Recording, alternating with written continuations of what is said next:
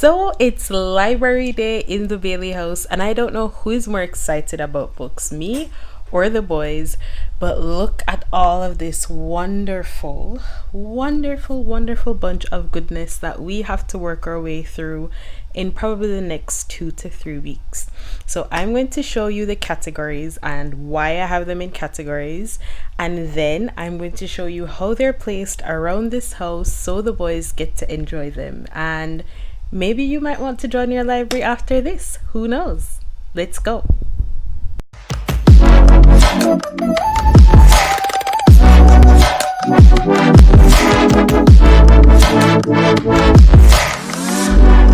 There are 3, probably 4 categories. I think I've increased it to 4 categories now. First is I always pick a series of STEM science type of books because Kalino is really into construction. He's really into figuring out things and how they work. And so this series this time is Baby Loves Coding. It's the Baby Loves. It's a STEM series. So it's coding, structural engineering, aerospace engineering, green energy, and you can be anything. So that's that series. The last one we had was I can't remember the name of it, but if I remember or if I find a picture of it, I will put a picture here. The next category is board books. I needed to have board books because Kavika is still young, and with library books you don't want to make the mistake of ripping them or damaging them. And the main reason for board books is we have the books on lower shelves and tables so that they are accessible for them. And Kavika is a huge bookworm, so having books that he can pull out himself and use is very important. Then the third category were books that weren't board books but still age appropriate that they would enjoy. And so these books are now the ones that I use after their nap time to do story time with them. It doesn't happen consistently every day, but I try to do a consistent story time with them after their naps so that they have that time with me and they get to explore a book that they probably wouldn't do on their own. And then this last category I just added was a book for me.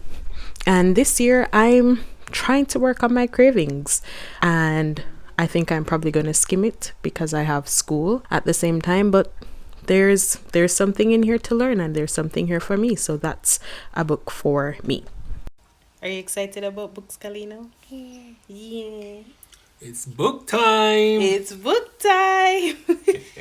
Okay. Kalino, which I know you love dinosaurs, right? Yeah. You love your dinosaur? Yeah. Show them. Isn't this awesome? It's my dinosaur. Your Ooh, dinosaur. you love a Ooh, and look what you got here. More dino. You're gonna be a dino. I couldn't dino. record in peace. Dino. Show them your dino. Let's dino. get on with our video before we were rudely interrupted. Bye. Can you say bye? Bye. Shaka. Fist bump. High five. That's the signature goodbye.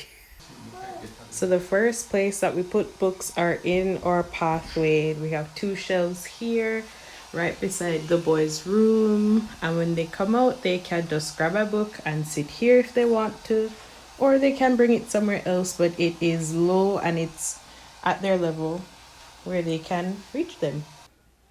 The other place that we have books are right here in our kids' room on a small table that they can access whenever they're ready.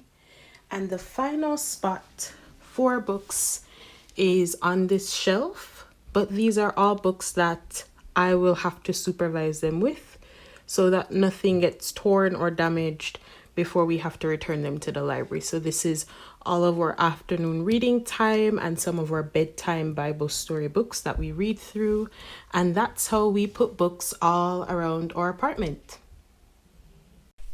So I don't know if other parents do this, but one of the things I also really like to do is to continue with a certain author.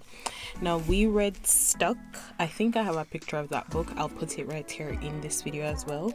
We read Stuck by Oliver Jeffers, and so this is another one by Oliver Jeffers that I saw was available at the library, and I got this one. This is What Is the Opposite. I have no clue what it's gonna be like. I'll tell you if I like it later on. And then there is this one. It's really a book with other stories in there, but it's still by Oliver Jeffers. But his stuff was so funny. I enjoyed reading it to the boys. I think the boys enjoyed it a little bit, so I decided to find other things by the same author to learn about them. Another set of authors that I do like, and I have no clue how they figured out all of these things. They are so creative. Anyway, it's Jane Yolen and Mark Teague. Is that how you pronounce your name? I don't know if that's how you pronounce your name. They do the How Do Dinosaurs series. And there are so many books in this series, but they are so creative, full of imagination, and they're so fun. And my boys are in a dinosaur phase right now, so this has been very fun and helpful to go through with them, because the series talks about different things that toddlers and infants are going through. So how do they learn to read? How do they eat their food? How do they go to sleep? After a while you get how do they, and you're just like, yeah, we get it, how do they? But it's wonderful. So how do you pick your books? This is an important part. How do you pick the books that you are going to get from the library? One of the things I do is to search the internet. I go onto publishers' websites, so maybe Scholastic, but I go to their website and I look if they have categories of books that either it's in categories of age or gender, books that they would recommend, and I look through to see if those books are available at the library. Another thing I do is to find other moms, parents, stay-at-home moms, or parents who are really into reading, and accounts that are focused on reading on social media, and I look at what types of books they're recommending, because if you really want your kids to have a wide experience when it comes to reading and a love of reading, then you are also going to have to expand your exposure with reading. You're going to have to read books that you never thought of before, and you're going to read books that you probably don't agree with, but then your kids might like them. Not necessarily agree with, you don't like, or they don't really spark anything for you, but your kids might like them, and it just exposes them to something different. So it's going to be a trial and error in terms of what sources you go to find which books you want for your kids. But I do want to say that if you want to give your kids a wide experience when it comes to reading, then it cannot just be from your perspective. One of the library halls that we did had a lot of books that were more Black focused, and that really is for another conversation, but they had a lot of books that were focused on that. And if I was paying attention, the books were recommended during the whole Black Lives Matter movement, and some of the books really didn't resonate with us, and so we didn't read them well, and our kids didn't enjoy reading them. But that's a part of the process. You see books that you don't like, and then you see books that you absolutely love and you want to keep, and then those are the books that you go and you purchase for your family library that you keep for years and years and years.